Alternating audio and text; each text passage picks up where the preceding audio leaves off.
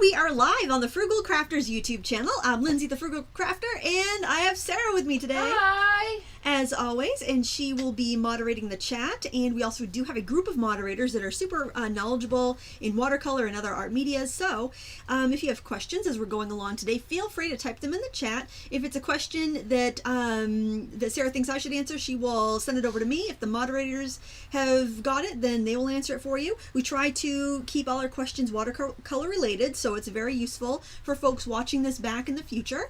And if it's a question that's been asked several times in past live streams, then the moderators will take care of that. So so just don't badger the moderators if they're not, you know, saying the question out loud. It's probably something that's been asked before, and for time's sake, they'll make sure you get what you need to know. We're going to use 3 colors today. We're going to use yellow ochre, Prussian blue, and rose madder, and we're going to mix all our colors from those. Oh, I forgot to say, if you are asking a question, type the word question in all caps, and then type your question normally, or YouTube might boot it out because it might look like spam to them. But by typing the question in all caps, Sarah will see it, and it'll kind of flag her. So sometimes the chat gets going pretty fast, and it can be easy to lose track of questions. Do you have anything to add, Sarah? No, I don't. Okay, great. I'm using some new watercolors today. I actually just swatched them out yesterday. These are the Mungio set of 48, and I bought them on Amazon for just under $50. I bought them because a lot of people have asked me to review this set because it's very similar to the Prima and the Jane Davenport watercolors, and the brand Mungio actually makes they make all kinds of products: oil pastels, water soluble pastels, watercolor crayons, chalk pastels, soft pastels. They make so many products, and they private label a lot for different companies that don't have their own in-house manufacturing, and the quality is usually excellent. So because I had so many requests, I did pick up a set of these, and we'll give them a first try today. But so far so good. The swatches look great, and I was comparing the swatches with my Jane Davenport watercolor swatches, and I did find that a lot of the colors matched and the pigment numbers matched, because Jane has pigment numbers on hers, and the Mungio set has pigment numbers on all of their wrappers, and I noticed that a lot of the pigment numbers matched up with the same, like the similar color paints or the same color paint. So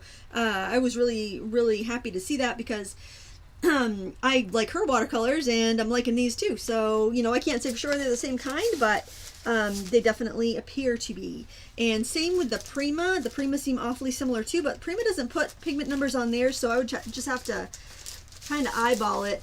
But a lot of the colors do look very similar, like that orange and that kind of reddish orange, that yellow. So it's just a wonderful assortment of colors. Not the cheapest watercolors out there, but certainly not the most expensive either. And if anybody has any questions on these paints, you can go ahead and, I don't know if any of the moderators have these, but you can send them to me. And I'm going to cough. I need to calm down. I feel like I'm talking way too fast. Sorry, guys. Okay, so we're going to do a lot of mixing here, and I did take a photo of this mixing chart, and I put it on my blog, and I just want to explain a little bit about how I do the mixes here. I just posted a video where I showed how to make a mixing chart and why you might want to make a mixing chart, especially if you have new paints, or if you're new to watercolor, or you have a limited palette. That way you can see exactly what your paints can do for you. So I'm just doing a very basic triad of red, yellow, blue. And so on my chart, where the colors intersect, that's the colors that I use to mix. So obviously where red and red meet, it's the same color. Where yellow and yellow meet, it's the same color. And where blue and blue meet, it's the same color. So as I am mixing within the chart, so if I'm going to blue to red, that's that color, and I use more of whatever color's on the top. So if it's red and blue, I'm using more red. That way I get to see a better variety of what kind of colors I have.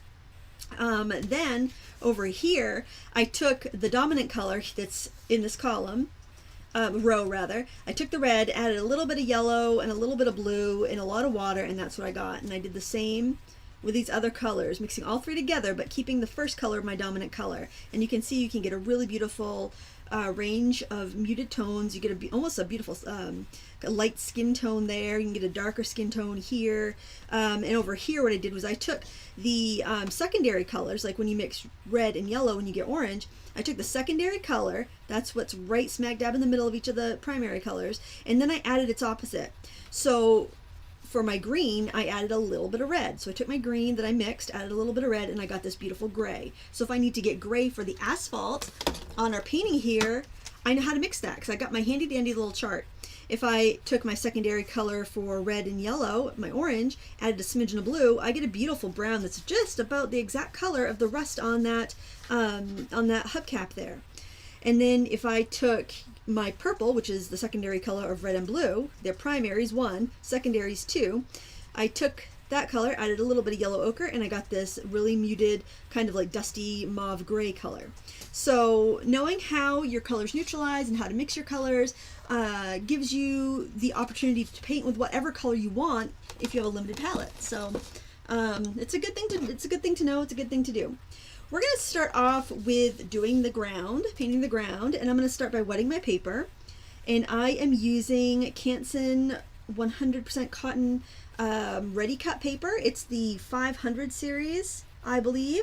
It's very inexpensive, and I'd never tried it before, but it came in my Smart Art box, and I just really like the quality, and it's really affordable. When I went to look it up, I was like, holy cow, this is a great deal. I taped my paper down to my mat so I won't be lifting it up to move it, but I find it's so slippery on this Teflon mat that it kept moving around on me when I didn't want it to. So with cotton paper, or actually with most papers, I like to wet the paper, then I mix up my paint, then I wet it again. So we're going to make some gray. I'm going to start with my red, and I'm going to start with my yellow and blue, make green, then add red to it. So I'm using Prussian blue. And if you don't have Prussian, you could use Indithrone, you could use Indigo, you could even use Phthalo blue, but it's going to be a little brighter and stronger, so just don't use as much. We're going to use Rose Madder. You can also use Alizarin Crimson.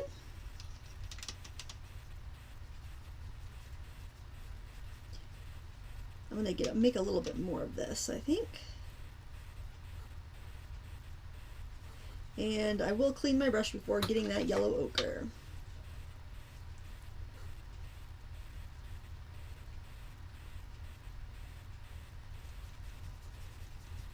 Now if something's looking like, if it looks like it's got an undertone of red, and we need to add more green. If it looks like it's got, if it's too brown, I'll add a little blue because brown is kind of orangey, and that will help balance out the color. And you can keep mixing until you get just the right shade that you want. I think that's going to be pretty good. And my paper still looks pretty shiny, but just to be safe, I'm going to wet it one more time.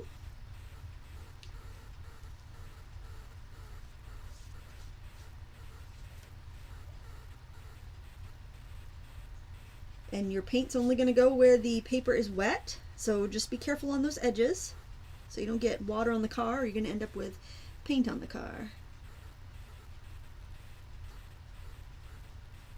And because we've mixed our colors, sometimes in a wet into wet wash, when you mix multiple pigments together, you'll end up with some kind of neat granulation where when the colors separate, if you've got especially a lot of water there.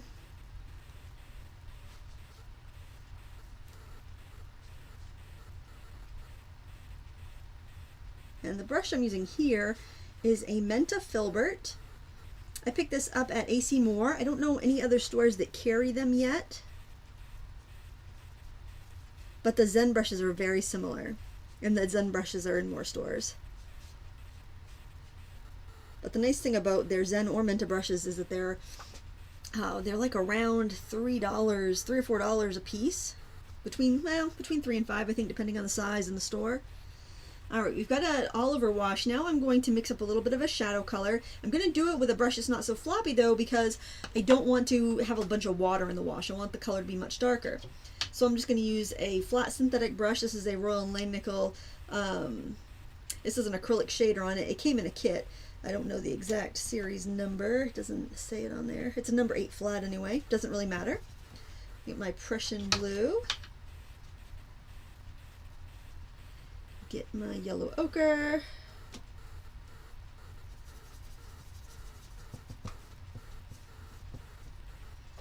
Maybe a little more blue than that.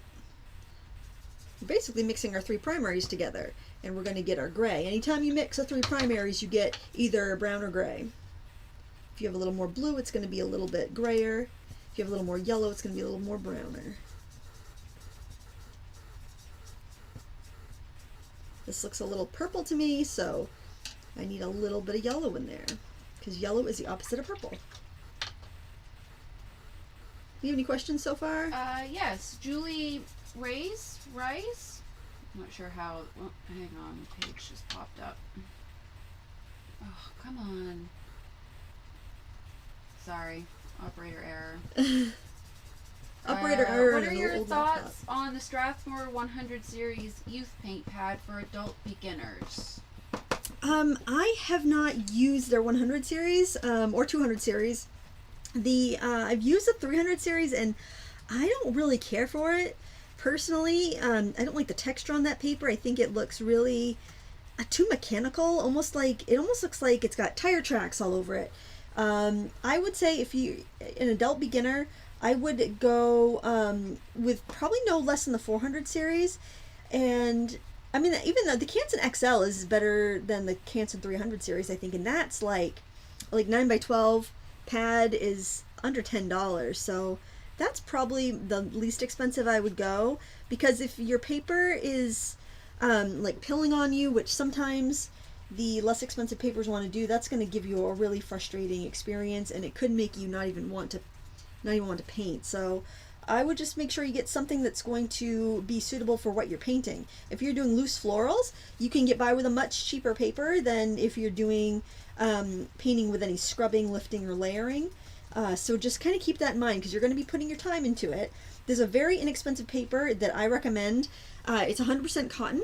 It's by the Bee Paper Company, and you can find it on Amazon. It's around $15 for 50 sheets, and they're 6 inches by 9 inches. So it is kind of small. However, I would recommend that just because it'll take you a while to get through 50 sheets, and it shouldn't be so precious that you're afraid to waste it at that price, because I don't know, what does that work out to? About 30 cents a sheet, maybe?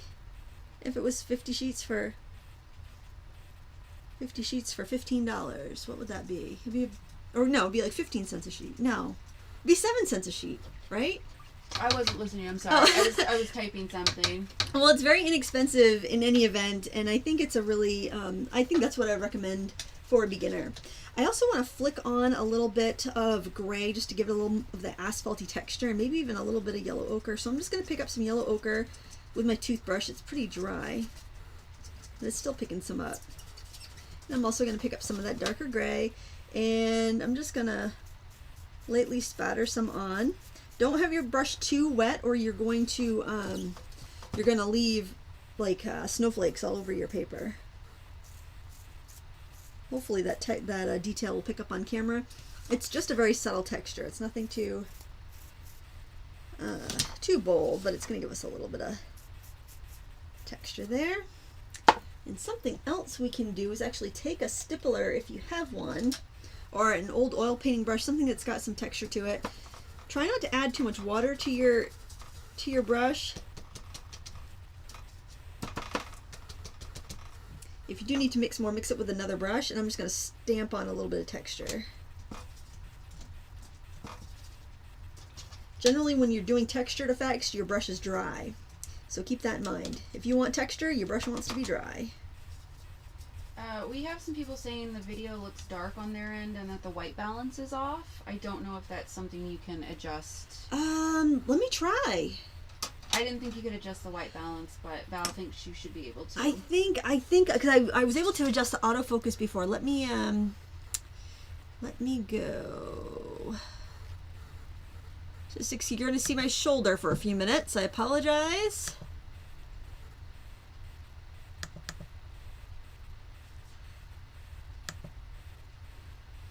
It should be on the white balance should be on auto, but yeah, sometimes you have to force it.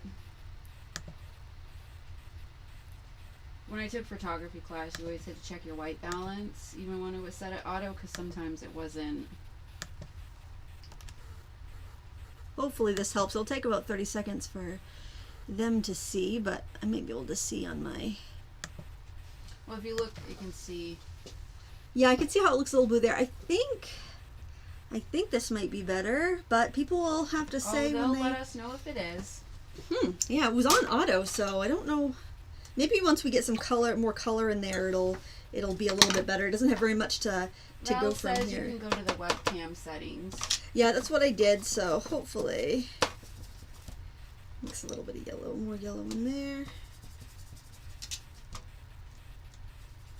It wouldn't be a Friday without a technical problem.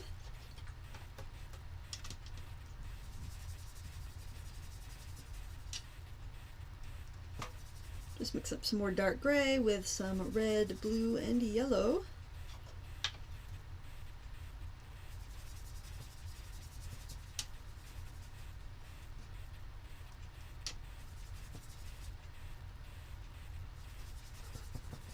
There we go. So mixing, when you're working on a limited palette, often it takes you a little bit longer to paint just because you're going to spend more time mixing colors. But in the long run, that's going to result in you being a faster painter because you won't hem and haw so much about little, about what color to pick and what you're using. And any old scruffy brush is going to be fine for this stamping on technique, this texturing technique.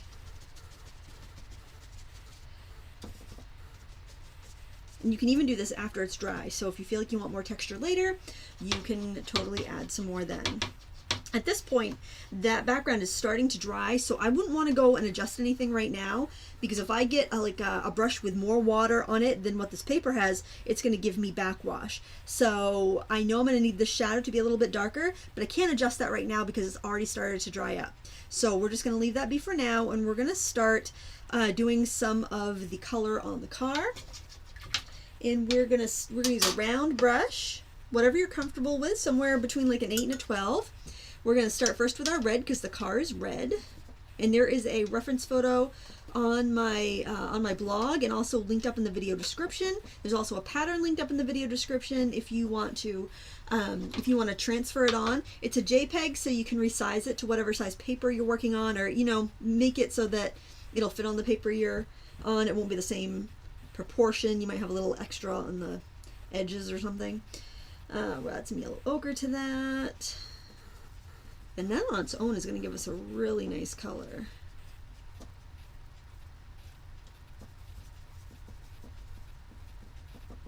I'm going to put a little blue over here just because for some of the shadow areas and where the rust has gone a little browner, I'll need to darken it up with some blue. Oops, that's not the one I was using.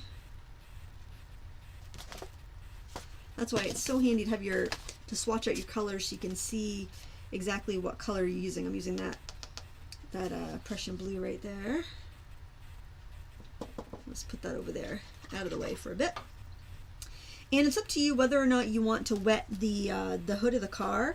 I think it's a little easier if you do wet it, just because people are now saying it's still dark and everything looks blue. Huh. Let me, you know what, I think, let's try turning on another light, because I've got it white balanced. Why isn't that turning on?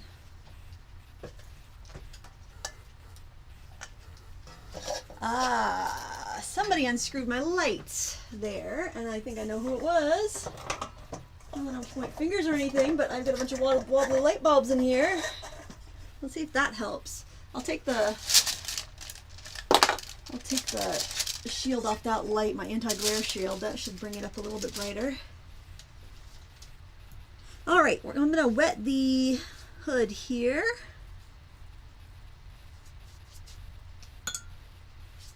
Get a brush hair stuck in there.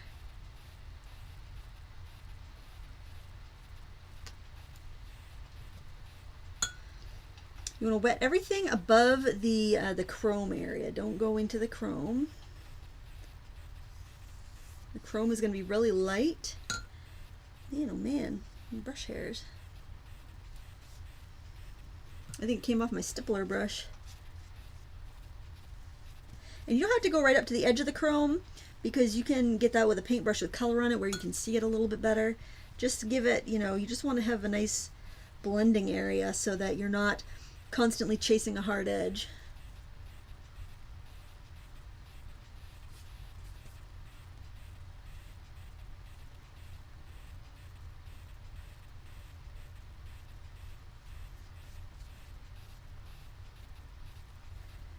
Okay. Alright, now you also want to make sure you have a little bit of the colors, like the yellow on its own, the red on its own, the blue on its own, so that way as you're working around and painting you can change up your colors a bit, because when you get things that are old and textured, nothing is exactly the same anywhere. Your colors will vary. Is it looking any better? Well, now when your arm gets in there, it lightens up and then it goes back to dark, and then it darkens. You know what? I think I need to put something dark in the frame. Let me grab a piece of black cardstock.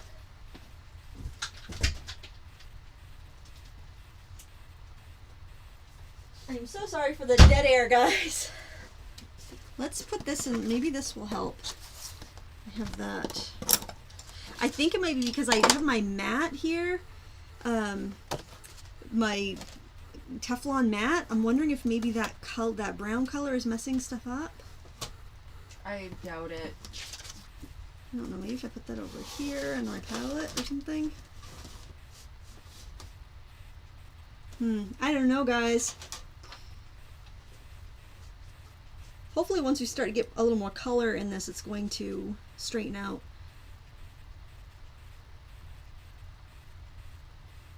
These paints have really nice flow and dispersion.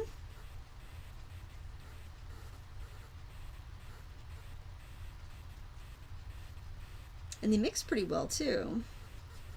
So that's something that you can run into trouble with some lesser expensive paints. And these aren't terribly cheap, but you know, sometimes you run into issues where they won't mix very well because they're already too mixed. But you can see what pigments are used in them, which I like.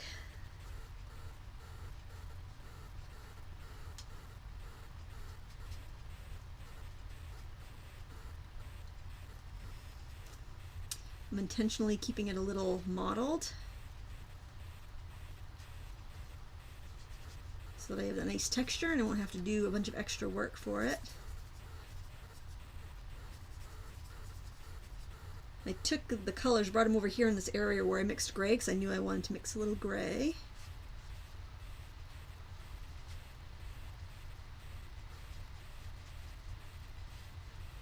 I might be able to white balance this after the fact. Yeah, in the YouTube editor. This might need to be recalibrated. Yeah, that's weird because usually the auto white balance does a pretty good job. Well, once we get this wash in, if it seems like it's still not going well, we can go back into the camera settings and see if I can change it. I'm going with a more browner, darker color that says a little bit more blue in it.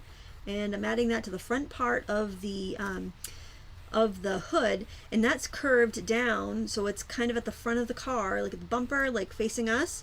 And we know there's a shadow there because if we look on the asphalt, our dark shadow is in front of the car, so we know the sunlight is kind of behind, like overhead and behind the car a little bit.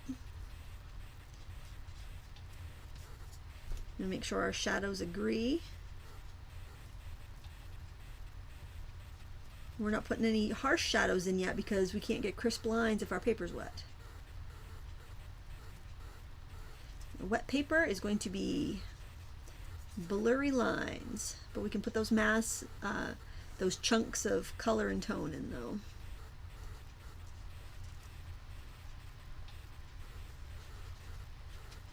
And you do want to try to keep the same level of dampness on the paper, on the area that you're working on, so you don't end up with blooms or hard lines.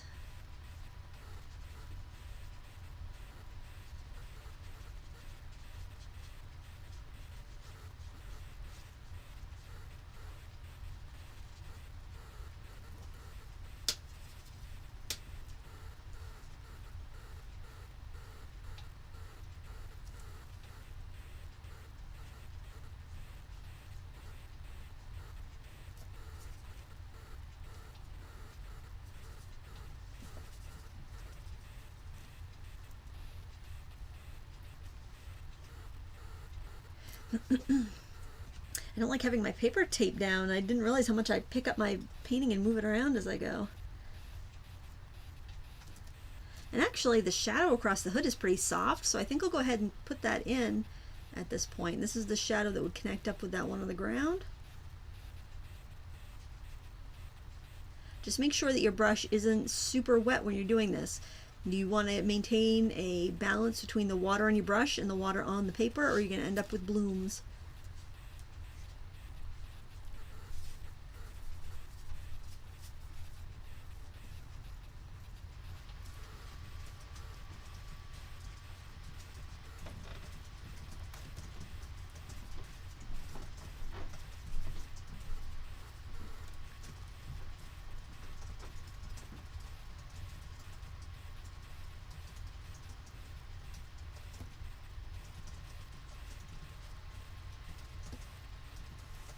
And if you're working with a wood pulp paper, you will probably, it's going to be harder to avoid the blooms. Not impossible, but it definitely is going to give you a little bit of a challenge.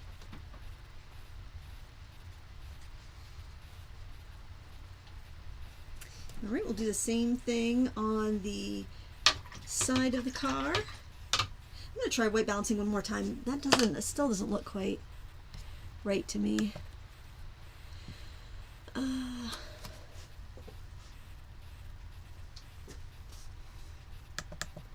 Any questions while I troubleshoot this? I'm just getting caught up, making sure.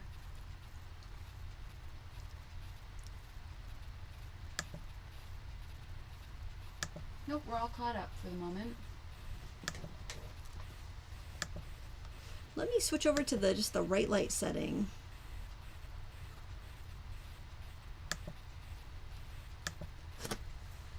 See, oh, that might have helped a little bit. It might get brighter and darker as we go, but I think that looks a little bit better. Okay, we're going to go back in and brush, and we're going to do this area in here.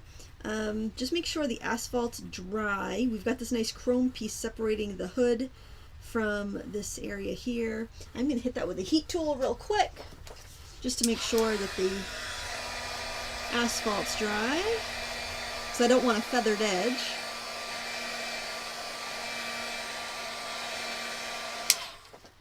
There we go. And it's up to you if you want to pre-wet it. It's not a really big space, so I think we could probably manage just going in there, and it will take less time to dry. And if you are going on dry paper with wet paint, you're going to have less shift than if you have really wet paper and you're putting on wet paint, because there's less drying that has to be done. So like what you paint over here, you don't need to go in there with paint as dark as you did on the top if you're not pre-wetting. You're not going to get as much shift.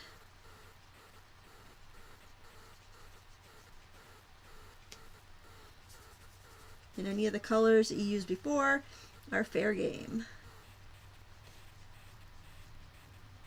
Make sure you don't leave any puddles behind, or they're going to be blooms.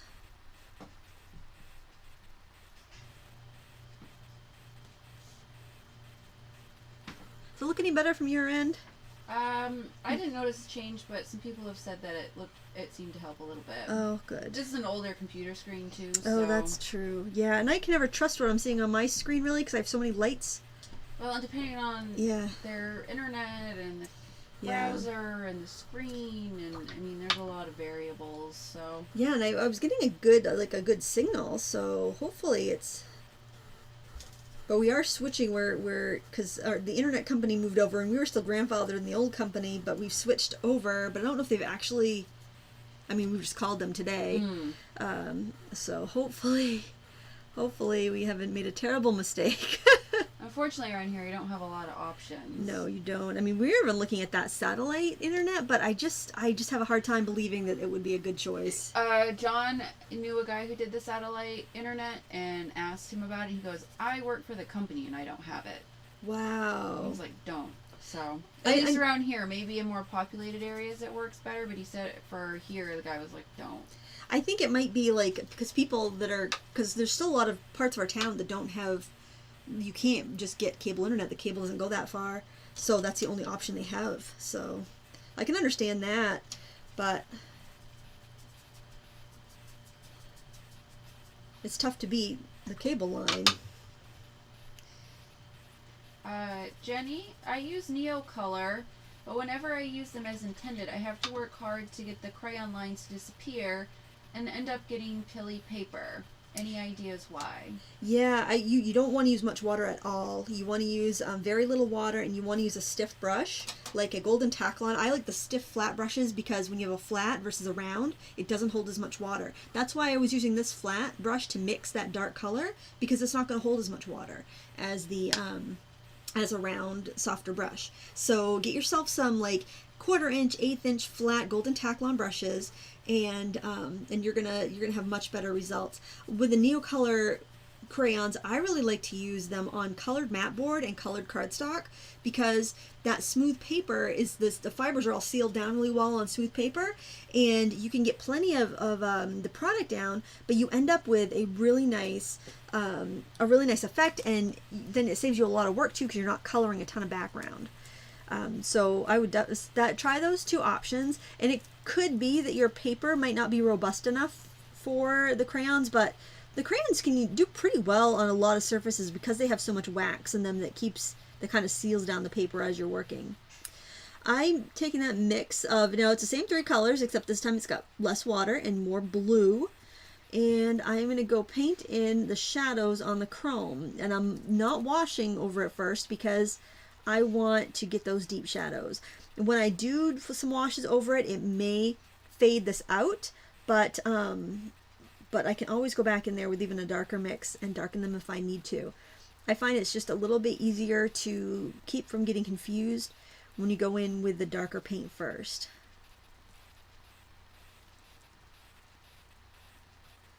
So we're going to do those darker shadows first on the chrome. You can use a smaller brush if this feels a little unwieldy, but a bigger brush will carry more paint and you won't have to reload it so frequently.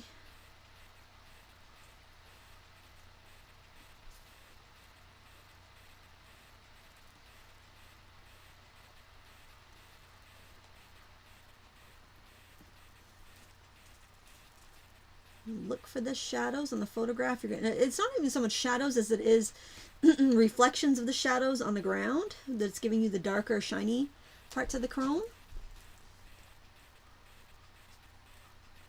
Holding your brush straight up and down is going to give you a better line. It's going to give you a finer line.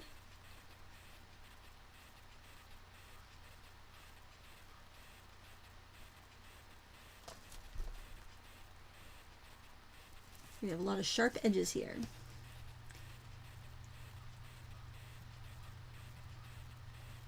And I'm kind of thinking of, maybe leave a few, and I'll just show you on the photo here.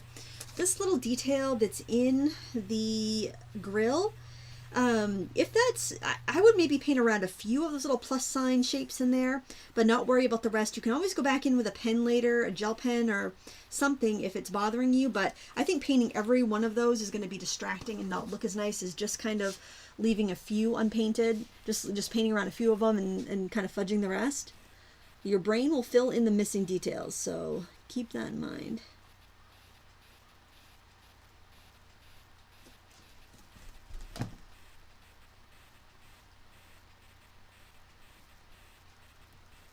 That probably would have been a good time to use your masking fluid.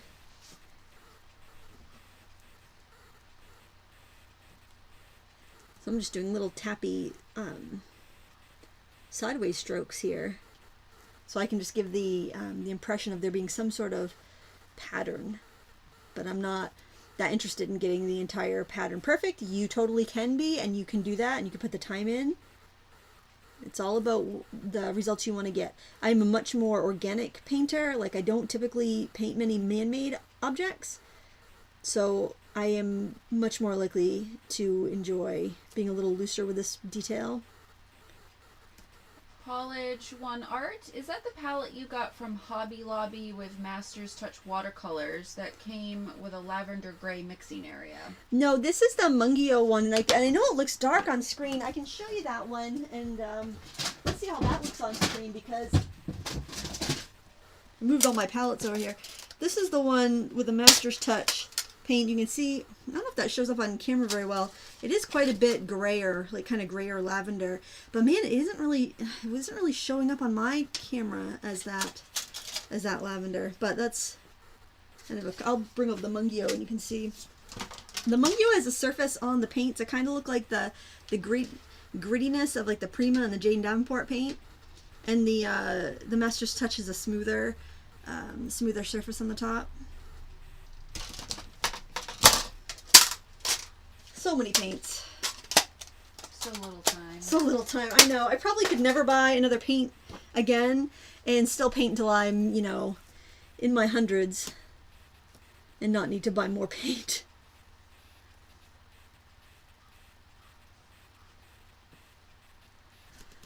All right.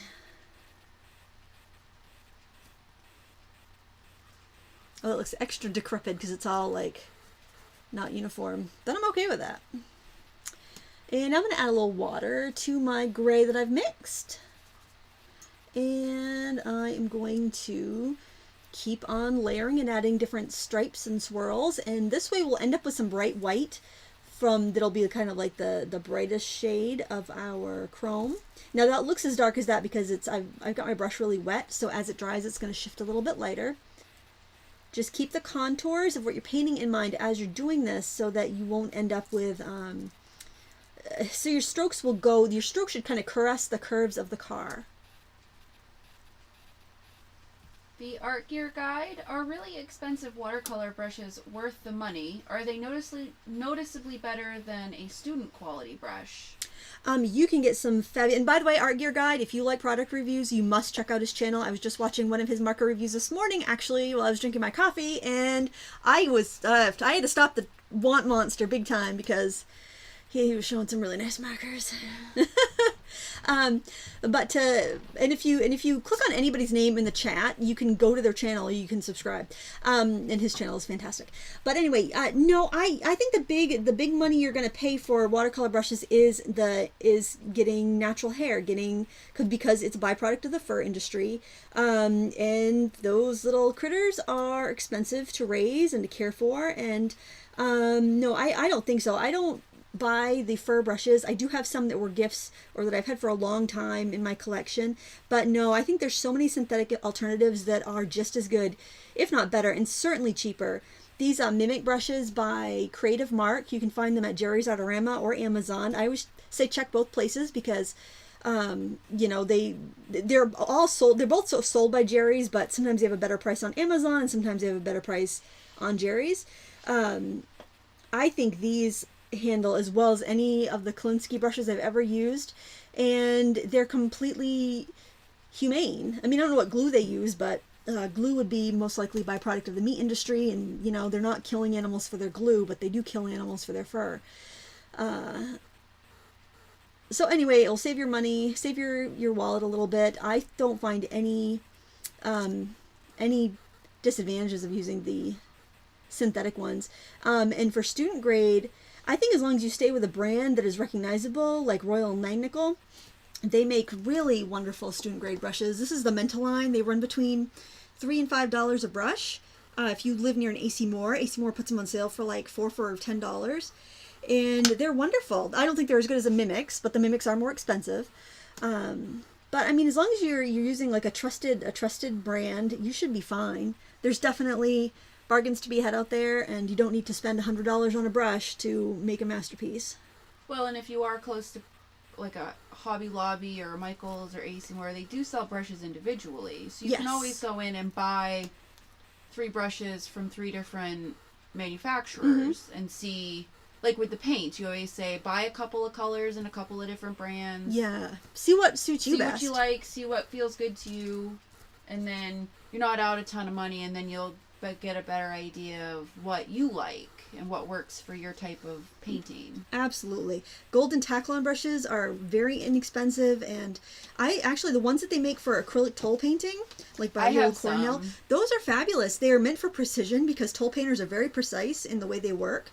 If you get any paints for any Golden Taklon brushes for toll painting, you're going to get a decent brush, and you're not going to pay an arm and a leg because of the market they're made for. They're made for like hobbyists, and they price them differently if they're made for hobbyists or if they're made for artists.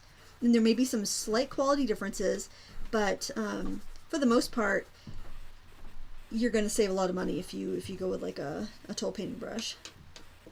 there's also a little bit larger of a market with certain crafts and hobbies, so they can price them a little bit lower.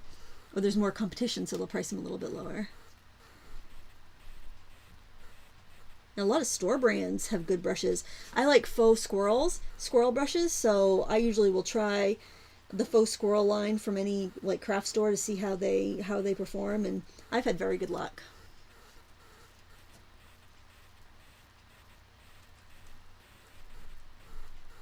And the headlights here, I'm just going to do the kind of dark spot where the bulb would go, and then I'm just dragging some lines because it's kind of like a bowl, like a bowl kind of facing us, and so you're going to have these curved lines in there where it's reflecting, the reflectors for the lights.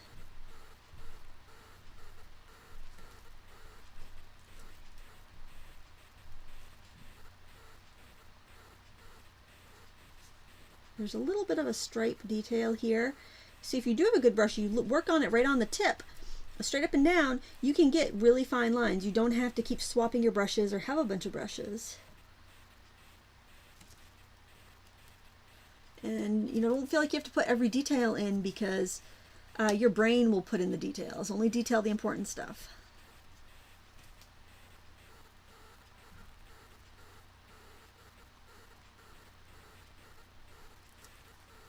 Did you watch a documentary on Andrew Wyeth on PBS, Sarah? I didn't. I didn't know there had been a... There was. It was like a week, like 2 weeks ago. It was really interesting. I'll have to see if Amazon has it, because they carry... Oh, they might, yeah. Because they carry a lot of stuff from PBS. Yeah, I don't know if it was a Ken Burns or if he did it, or I'm thinking it probably wasn't his, because he usually does more. He usually does like the 12 episode about a yeah, topic. Civil War or something. So he'd do watercolor painters, and Andrew Wyeth would be one. Yeah. I'm adding a little bit of blue and a little bit of water to my gray to get some of these sky reflections in our chrome. They were talking about the painting Christina's World, which I always assumed whenever I see the painting Christina's World, I thought it was a young girl kind of like daydreaming about when she grows up and kind of leaves her hometown in Maine. But it was actually about this woman. She was an elderly, and she had, I don't know what she had. I don't know, it was polio or something, but she wasn't very mobile, and it was a neighbor of his. And it's like funny, I thought I saw it as like the longing of a young girl, like looking to get away, and it was somebody who had who was disabled, who couldn't walk very far, and she was just kind of on the ground out in front of her farm. I was like, oh, that's so interesting when you hear like the actual story behind a painting. But it's also funny how everybody makes up their own stories in their heads. Yeah. I feel like I need a little more blue in there. Even though it seems funny, like, wow, that's really blue, but it is blue and it's reflecting the sky, so we want to get that in there. These surfaces that can bounce a skylight.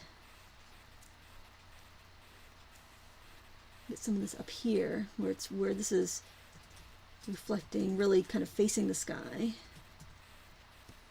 And this part here too.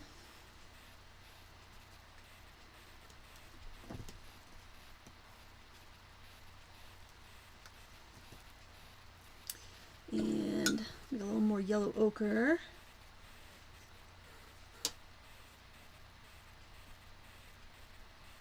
Get a little bit of that color in some of these areas too. Because any colors will be any colors that are around are going to be reflected in the chrome.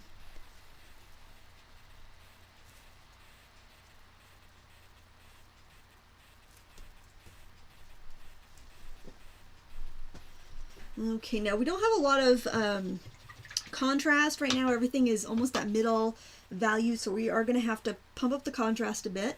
I also want to get a little bit of gray on this spot in here, but I don't want it to be super cool, so I'm mixing a little bit of yellow in there.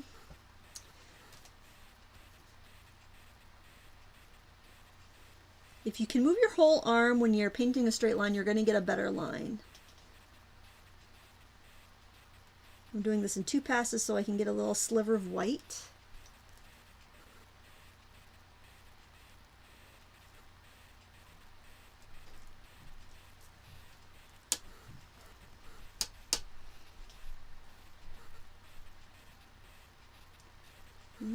perfect.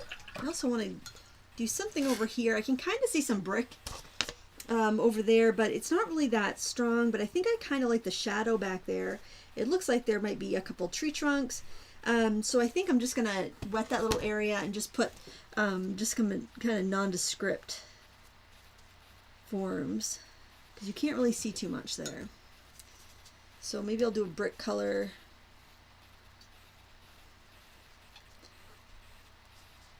Maybe even, you know what? Let's make a green with our yellow ochre and our Prussian blue, and that will give us a nice contrasting color. We have some faraway green, and that will help our red stand out. So it can look like maybe there's some grass over there.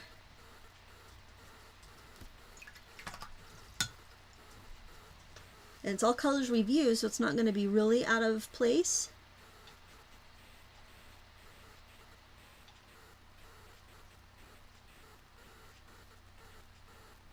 There. And it'll give us a little, something to make our red stand out. Alright, so I'm going back to the asphalt again. Let's mix up some more dark. Use a synthetic brush, something that's a little bit firm. The colors release really well from this. I'll need to do a couple paintings with these paints before I do a review, but so far I'm really liking them. So when I'm making a nice dark gray, I usually start with I try to mix a real deep purple, and then I will add some yellow to it. It looks like it's going to be pretty good. I thought it might be too green, but I think that's going to work. And I'm actually going to try painting with this. I'll start right up against the car. There's like a little dent where the wheel well would be. I'm actually going to tap it on so I don't have a really hard edge. Because the ground's rough, so any shadow that falls across it would be a little rough as well. The darkest parts in this painting are the shadows, especially right under here. You need to have a lot more contrast between the gray on the ground and the gray in the chrome.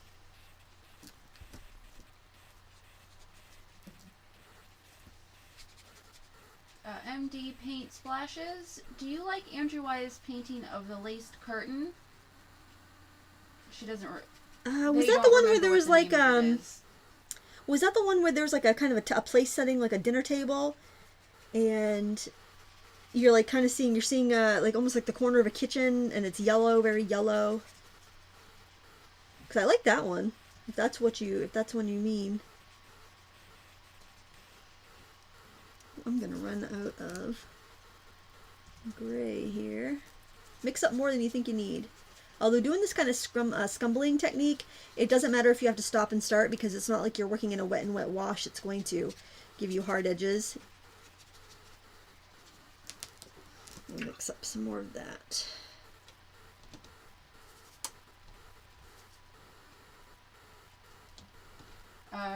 The window one. Yeah, I like that. It's very, I don't know, the warm colors I think keep it from being too somber.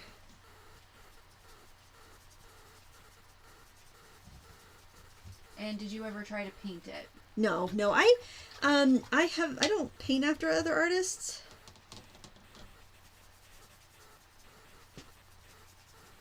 I mean, I did when I was younger. I think the last time I did a painting after another artist was a pre-Raphaelite painting I did probably about 15 years ago when I still had my studio downtown. It was a kind of a teaching exercise for my oil painters. There's nothing wrong with it though. Don't misread me. See, it looks a little red. A little more of that blue in there. There, that looks pretty good. I'm going to go right back in, add it on. I want to make sure it's really dark up against the car. That's the darkest area.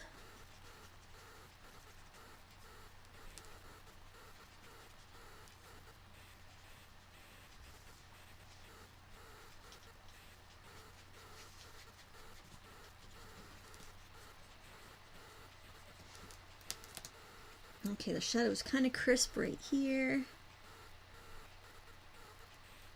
It's actually fairly crisp here, but it does have a kind of a rough edge because it is asphalt. And I'm just going to fill in here.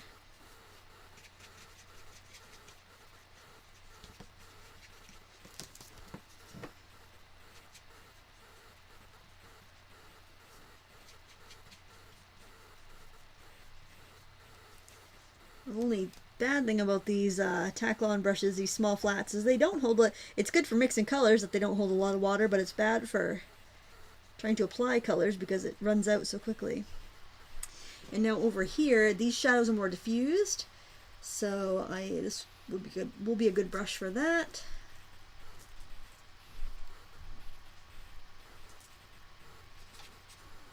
Most of the dark part of the shadow will be towards the inside of the shadow, and then I'm just gonna kind of scribble towards the outside to fade it out.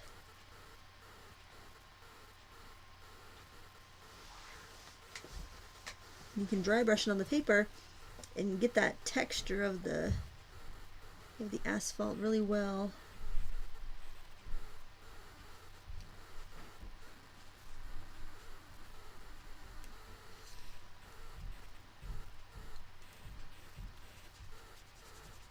Scrub on some shadow there, just dry brushing it on there. So when you dry brush, you're not putting a ton of paint on your brush. You are just getting enough so that you can deposit some, but you're going to be leaving kind of the tooth of the paper behind, so it's going to give you that texture. Brenda Collins Steeks, which way is the light coming from on this one?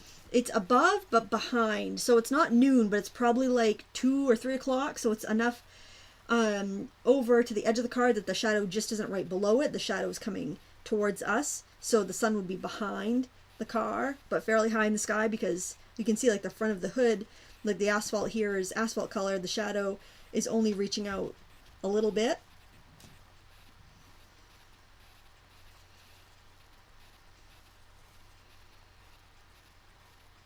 So when I start dry brushing a shadow, I start on the inside, and then I start kind of scrubbing towards the outside so that I get those fuzzy, hairy, softer lines to the outside. And my concentration of paint is towards the inside of the shadow where it would be a little bit darker.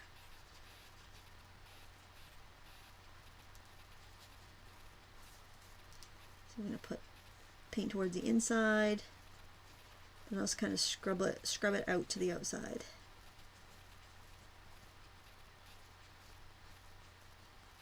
If I feel like I have a lot of paint on my brush, I'll work it further out in the shadow, and then I'll come back to soften the edges.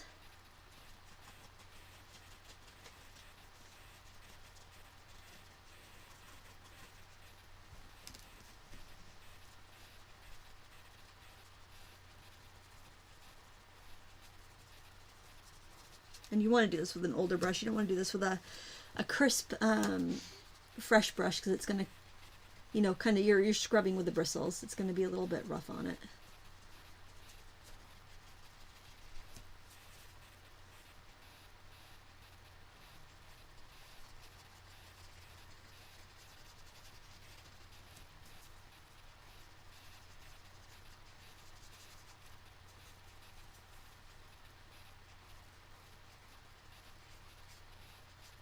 Kind of like shading on charcoal.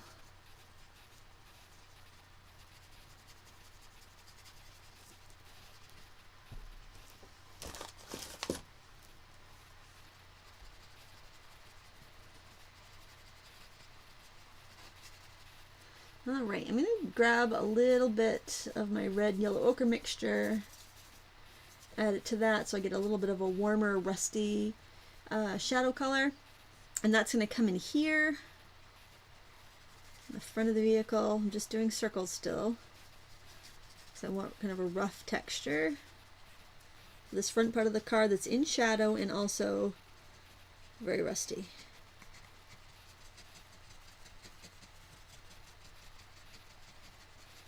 It's less shadowed as we come across, so I'm just going to let my brush kind of go dry here.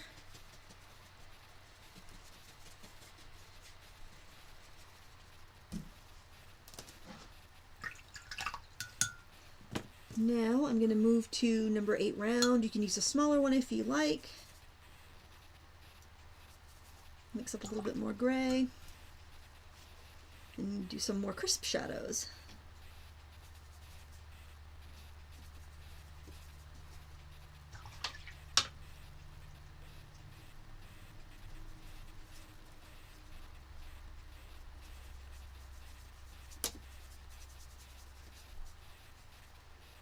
Okay, that shadow looks about what I want, and that's going to go in here on the paint, in this area here.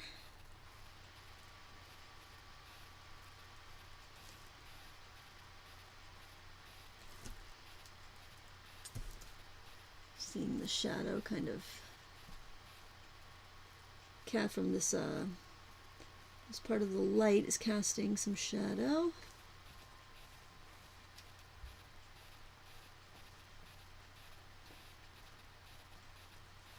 And that's pretty dark, so I'm just going to fill that right in. It's got a hard edge, that's why I'm using this brush, because I can get a nice crisp edge with that. And then we've got this seam here where the hood would open. And you want to go ahead and put that in as well. Don't worry if it feathers where the shadow is, I don't think it's really going to show. And you can't see the seam on the other side. And my chrome is pretty dry. I'm going to add a little bit more blue to this, and I'm going to start doing some of the detail on the chrome. I'm going in and I'm trying to get my darkest colors at this point. So you've got a lot of mid-range, you've got a lot of lights. Now we've got to go get those darks.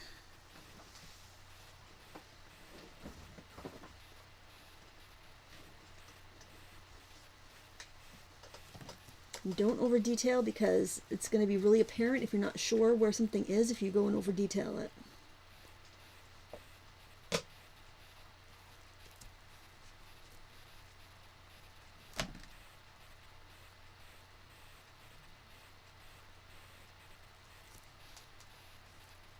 It's a pretty big shadow there. There must be quite an indent from where the lights are overhanging this bumper, the chrome bumper. And a pretty sharp shadow in there. And as your shadows overlap each other, that'll give you some really neat interest as well. Has anybody mentioned the white balance recently? Are we good? No, I think it's still off, but I think you'll just have to, after, like, go through and recalibrate. Yeah, I'll probably save it as a new file. Last time I went and tried to do something afterwards, I didn't save it. Well, no, well, I don't know what happened, but it didn't save it at a high resolution. Everything went really, because it's stored on YouTube, right? So I think I'll do it. As a separate file, and then so if you don't see the replay up right away, guys, or this replay might be up right away, but there might be a color corrected version coming down the line a little bit later. I think just getting everything cleared off and just having like a piece of white paper when you do the white balance will because that's when we did on our actual digital cameras. Yep. Like you take a piece of white paper and check your white balance that way. Right. I don't know. That's what I do with my regular camera, but the webcam has its. I don't have a web camera, so I don't know the tricks and tips.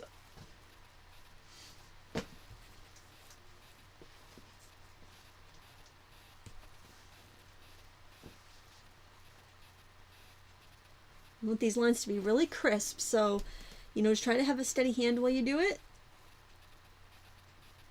And it's okay if some of these shadows just kind of like fall off the edge of the car and just disappear into the shadow under here. That's fine. Because that's what shadows do sometimes.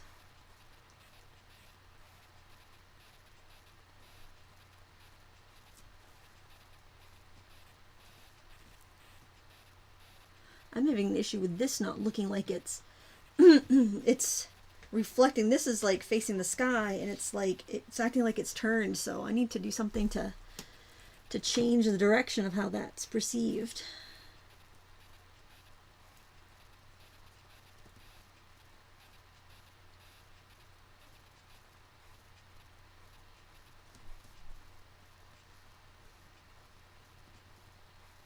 And it might mean a white gel pen when I'm done.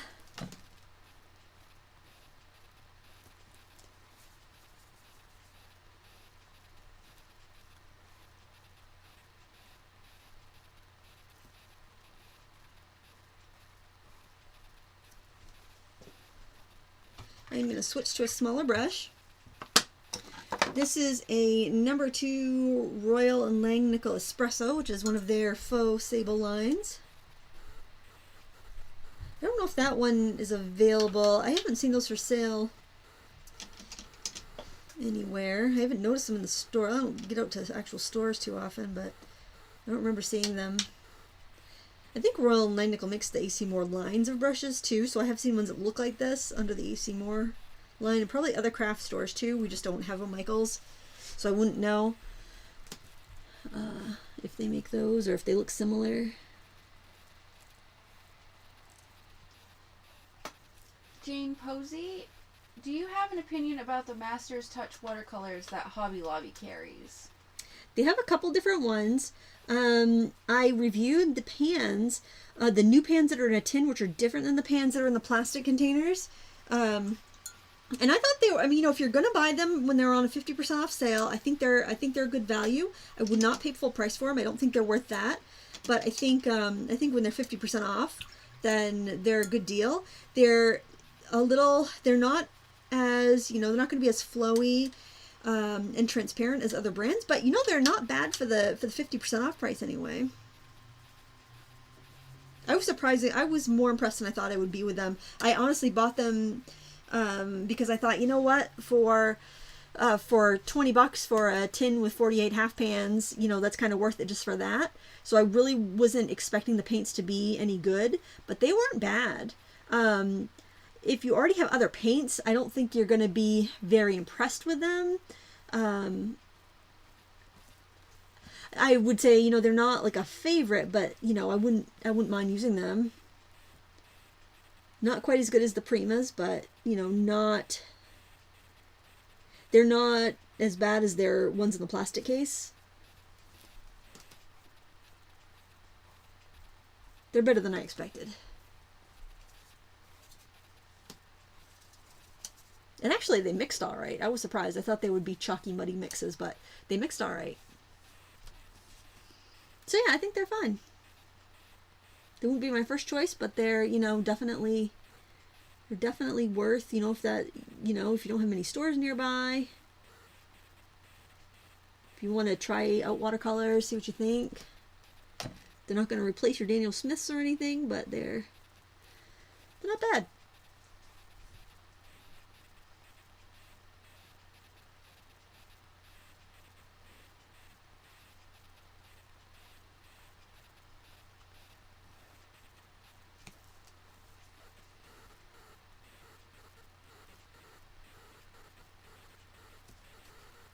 I'm going to get a little shadow under the ornament here.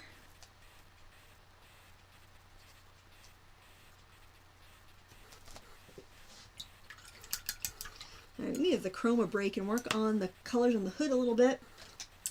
I want to dry brush a bit, but I'm just trying to figure out, I don't really want to use a flat. I think I'm going to use this. You need something with fairly stiff bristles.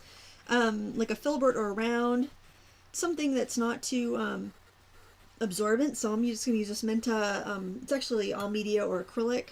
I just want to get enough paint on the bristles so that I can kind of just rouge in some color. You add a little yellow ochre to that rose madder, and it neutralizes it a little bit because the rose madder is kind of pink on its own. So when you add the yellow ochre, it kind of makes it a little more orangey or even a little bit more neutrally red. I don't want my brush really wet. I want to see the bristles splitting apart a little bit. And I'm just going to go in and add, like, think of like the paint's been worn off over the years. It's been, you know, just kind of rusted and left outside. So we're putting on that dry, kind of like just, you're painting the paint that hasn't worn off yet. I'm going with the contour of the car, and that's just going to help us build the form a little bit and get that volume. The old cars used to be very bulbous and round.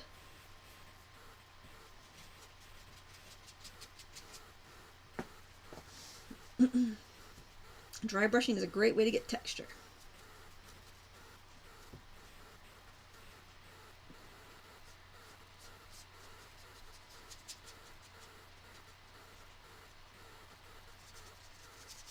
Think about it like putting blush on or something. You're not trying to cover it, everything. You're just trying to enhance it.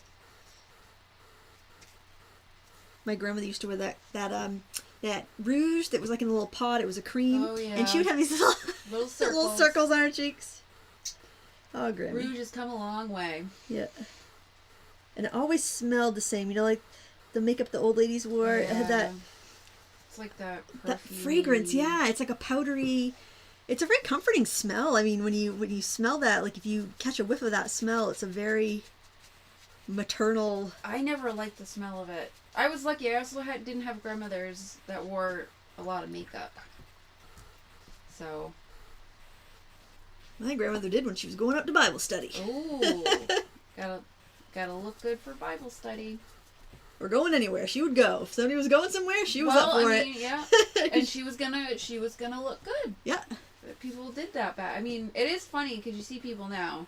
Oh, yeah.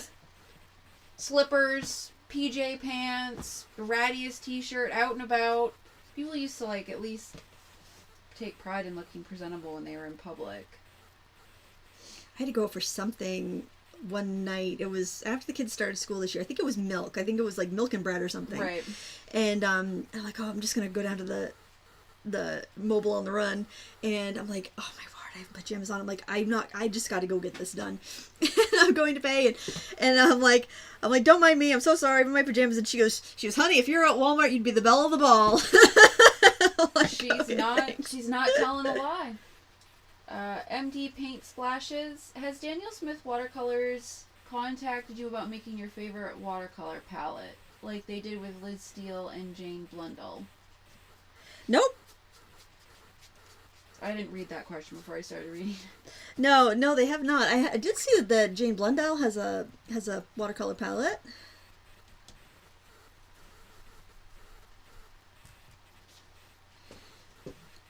No, I don't think I'm on any I don't think I'm on any paint company's radar, quite frankly. It's probably for the best. Probably. They always want to be under the radar when at all possible. Probably because I use too many different brands. You know, if you always use Daniel Smith, I think to be much more inclined. I'm not brand loyal with any specific brand. I really can't be where I do reviews and stuff. Why would you want to be? I love trying different things, you know.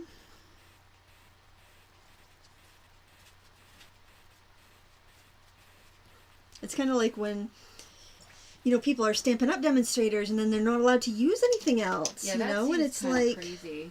Because a lot of different companies make a lot of different great stuff. Yeah. And I can't imagine being limited to one. You can only use this one company.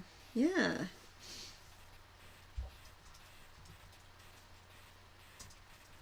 I mean, I'm sure for some people it'd be nice because then you're not so tempted by other things, but I don't know, I'm curious and I like to see the different things. I just felt like I wanted a little more color here, so I did go in a little bit juicier, but I am kind of like distressing it, dragging it out the edges so I don't end up with too much bright paint anywhere. But red is one of my favorite colors. Well, actually, red is my favorite color, so I do like to punch it up a little bit.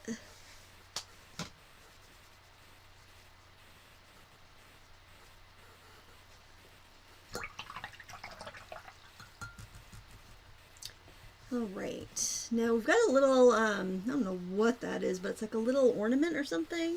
Oh, it's a little chrome thingy. I'm going to go ahead and paint that in with a really light gray. Remember, everything we're mixing is from those three colors, though. We're not, like, actually using gray. A little darker in the center.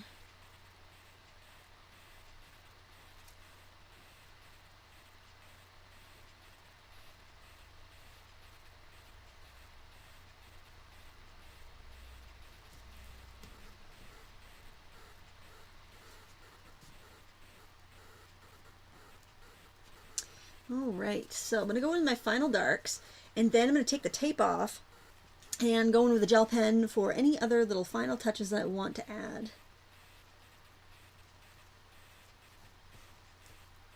I try to do stripes with one stroke if I can, so I try to make sure I'm choosing a brush that can hold enough paint to get me through that one stroke.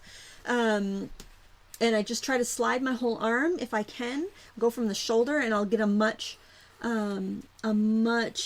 nicer line because it will be smoother. I'm a coffee drinker, and my hands can tend to shake this time of the day. We just got a new coffee maker too, so I got extra. I saw that snazzy new coffee maker. Yeah, now that Jason's been working at home with me for like 6 months, but he had a Keurig, and I don't know, I like it for hot water, but the whole pod thing just really bothers me. And now that the town doesn't recycle, which I don't even think they recycle the Keurig pots anyway. They're not recyclable. Well, the place in Hamden, though, they were saying that they can separate something as small as a Keurig cup. So I don't know if that's in theory or they're actually doing it. I'll say in theory. Or they're planning to do it. Who are they going to pay to sift through trash to pull out all the used Keurig cups? Well, they'd have to empty out, or people would have to empty out the things. And if people want to use Keurigs, then they're probably there for convenience, not to be emptying out. Right. So anyway, so instead of like my mini coffee pot that I brew in the morning and then rebrew for him after he gets up. You have an adult coffee pot. I know. Yay. The only thing that's going to be when I make the coffee, I'll have to turn it off though, because he doesn't like stale coffee, which I don't blame him, but I'm up quite a bit earlier than he is in the morning with the kids and stuff. Stale coffee. Nobody likes stale coffee. Yeah. Take you too long to drink it if it gets stale. Well, if I make it at like 6 in the morning and he's not up until... Start getting up at 6. You want fresh coffee, buddy? Get up at 6.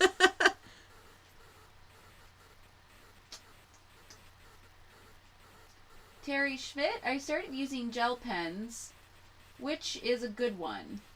If you just need a white gel pen, my favorite is the Uniball Signo Broad. They also have one called... I think it's called Angelic, which is a finer one, but I just get the broad one. But I have started switching to the Posca pens because I can refill them. And I use Chromacryl Blockout White to refill my white one, and that works really well. I found other whites are just not opaque enough to refill. But for gel pens, Uniball Signo is great. They don't clog as easily. They seem to just last a lot longer, and they're so opaque. I think they're the most opaque gel pen that I've ever tried. And you can get them, I mean, if you buy them in bulk, only open them one at a time, because once you you start it, it's got like a limited time. You know, you don't want to have 4 going at once, unless you're like a teacher and they're getting used frequently. But, you know, you can buy them in bulk, but just don't open them until you're ready to use them, and they should be fine for you. As long as it's not going to take you like 5 years to use them or something. When I'm doing workshops, if I know I'm not going to be doing another one for the next year, I'll just give out my pens to my students because I know they're not going to make it. And I hate to see stuff go to waste. There's these final darker shadows in here with a small brush so you don't get carried away.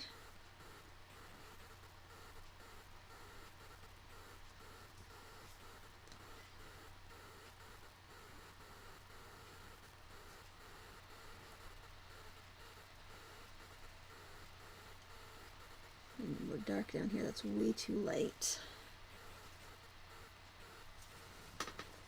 And it helps to take a break, like come back to your picture before you call it completely done. It might just be like a couple hours, it might be a couple of days, and then you come back and you see, you can see what things are amiss, if anything needs to be darkened. You might not be able to notice it right away. I see some yellow reflecting back here. A little bit of red reflecting back here because that's kind of facing the color part of the car.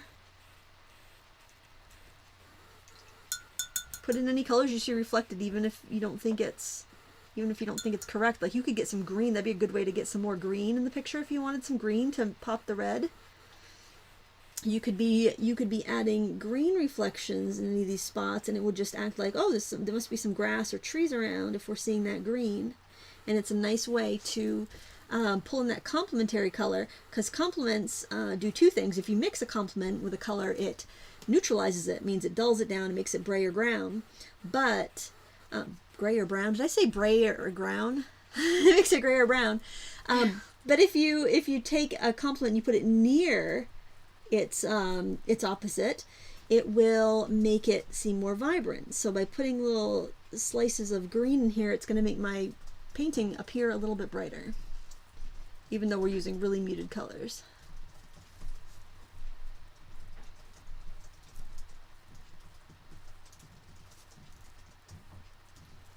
And it'll just feel like we got some grass or trees nearby.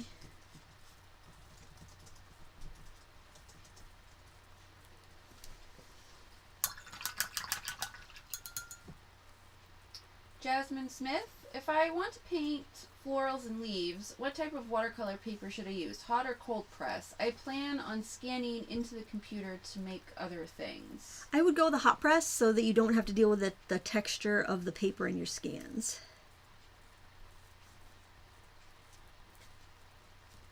Just scanning the pattern for this because I sketched it on the my watercolor paper. I could see the texture on my computer. I'm just adding in little dashes of yellow ochre here just to warm it up a little bit. And I'm going to hit it with a dryer real quick and take the tape off and do the gel pen. You never want to take tape off when you have wet paper, because it weakens the paper and it can make it more likely to rip.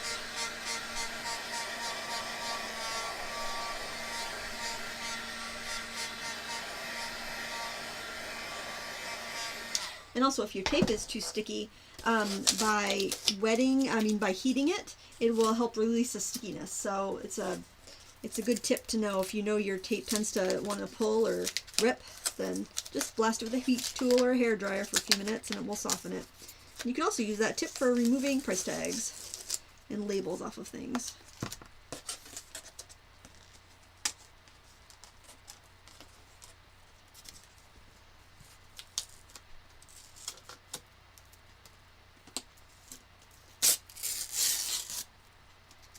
Keep this around to the back of this board because it was just about the same size of it.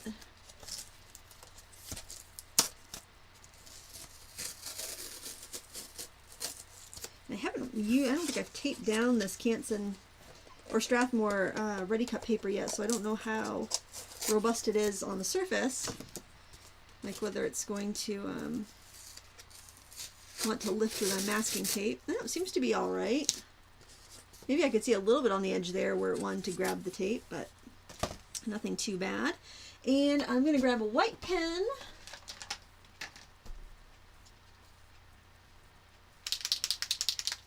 Give it a shake. The paint pens you do need to shake up, and these are acrylic paint. And I'm going to use this for any of my brightest lights. And since I can actually move my picture now, that'll be a lot easier for me to keep a steady hand.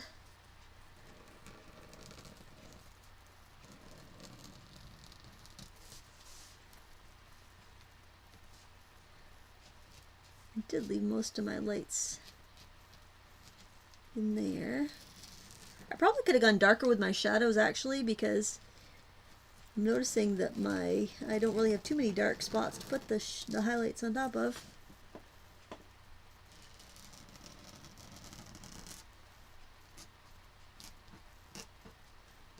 Yeah, I could have totally just done this gray and drew in my little pattern.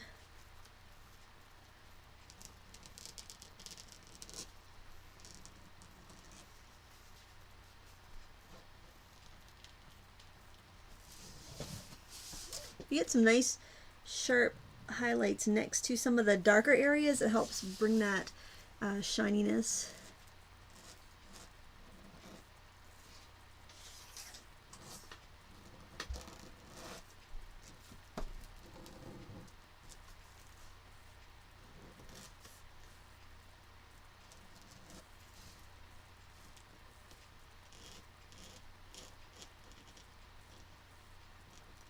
can put as many highlights on here as you like.